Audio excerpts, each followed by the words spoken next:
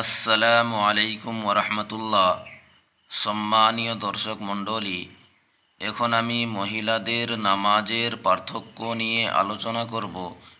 আপনারা ভিডিওটি শুরু থেকে শেষ পর্যন্ত খুব মনোযোগ সহকারে দেখতে থাকুন।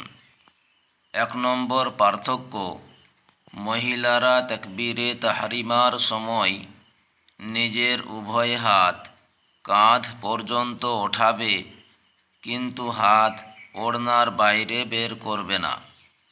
2 নম্বর পার্থক্য, মহিলারা হাত বুকের উপর বাঁধবে এবং ডান হাতের তালুকে বাম হাতের পিঠের উপর রাখবে।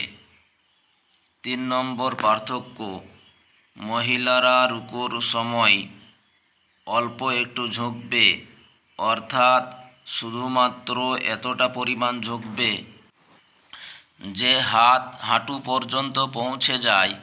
পিঠ একেবারে সোজা রাখবে না, উভয় হাত হাঁটুর উপর শুধুমাত্র রেখে দেবে, হাঁটুকে আঁকড়ে ধরবে না, আর যতটা সম্ভব সংকুচিত হয়ে রুকু করবে। 4 নম্বর, সিজদার সময় মহিলারা পা খাড়া করবে না, বরং ডান দিকে বের করে দিবে। 4 নম্বর পার্থক্য, সিজদার সময় মহিলারা পা খাড়া করবে না, বরং ডান দিকে বের করে দেবে, অর্থাৎ খুব সংকুচিত ও জড়সড় হয়ে সিজদা করবে, যেন পেট রানের সাথে এবং বাহুদ্বয় বগলের সাথে মিলে যায়, এবং উভয় হাত মাটিতে রাখবে।